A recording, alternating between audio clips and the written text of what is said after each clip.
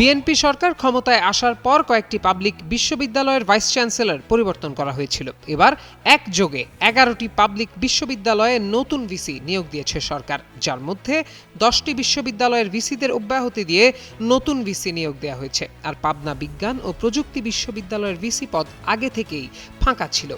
বৃহস্পতিবার শিক্ষা মন্ত্রণালয়ের মাধ্যমিক ও উচ্চশিক্ষা বিভাগের সরকারি সাধারণ বিশ্ববিদ্যালয় শাখা থেকে জারি করা এক প্রজ্ঞাপনে এ তথ্য নিশ্চিত করা হয়। 11টি বিশ্ববিদ্যালয় হল বরিশাল বিশ্ববিদ্যালয়, কুমিল্লা বিশ্ববিদ্যালয়, ইসলামী বিশ্ববিদ্যালয়, জাতীয় কবি কাজী নজরুল ইসলাম বিশ্ববিদ্যালয়, বাংলাদেশ প্রকৌশল বিশ্ববিদ্যালয় বুয়েট, ঢাকা প্রকৌশল ও প্রযুক্তি বিশ্ববিদ্যালয় ডুয়েট, জামালপুর বিজ্ঞান ও প্রযুক্তি বিশ্ববিদ্যালয়, মাওলানা ভাসানী বিজ্ঞান ও প্রযুক্তি বিশ্ববিদ্যালয়, নোয়াখালী বিজ্ঞান ও প্রযুক্তি বিশ্ববিদ্যালয়, পাবনা বিজ্ঞান ও প্রযুক্তি বিশ্ববিদ্যালয় এবং রাঙামাটি বিজ্ঞান ও প্রযুক্তি বিশ্ববিদ্যালয়।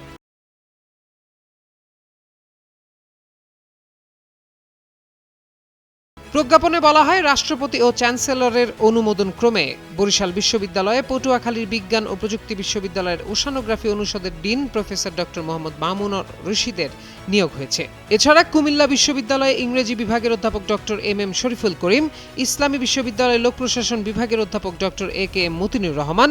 জাতীয় কবি কাজী নজরুল ইসলাম বিশ্ববিদ্যালয়ে জামালপুর বিজ্ঞান ও প্রযুক্তি বিশ্ববিদ্যালয়ের pro vice chancellor doctor Mohammad Mosharraf Hossain,